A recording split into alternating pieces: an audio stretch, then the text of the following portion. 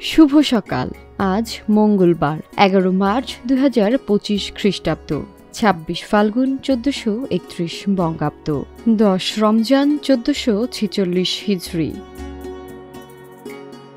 52 যে রক্তক্ষয়ী ভাষা আন্দোলন, তার সূচনা পর্ব বলা হয় 1948 সালের 11 মার্চ এই দিনকে। প্রথম বাংলাকে রাষ্ট্রভাষা করার দাবিতে এই দিনে রাজপথে নেমেছিল ছাত্র জনতা। শুধু ঢাকা নয়, পূর্ব পাকিস্তান জুড়ে এই দিন পালিত হয় হরতাল ও ছাত্র ধর্মঘট। 1949 থেকে 51 সাল পর্যন্ত 11 মার্চ পূর্ব পাকিস্তানে রাষ্ট্রভাষা দিবস পালিত হয়। 11 মার্চের ঘটনার পরিপ্রেক্ষিতে বিক্ষুব্ধ ছাত্ররা 12 থেকে 15 মার্চ পর্যন্ত ধর্মঘট পালন করেছিল।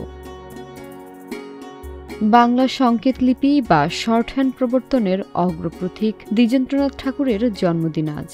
1840 সালে তিনি জোড়াসাঁকো ঠাকুরবাড়িতে জন্মগ্রহণ করেন। বাংলা গানে স্বরলিপির ব্যবহার প্রবর্তনের ক্ষেত্রেও তিনি অগ্রণী ভূমিকা পালন করেন।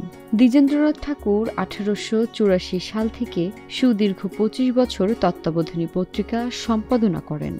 এছাড়াও তার সম্পাদনায় ভারতী নামে আরেকটি পত্রিকা প্রকাশিত হয়।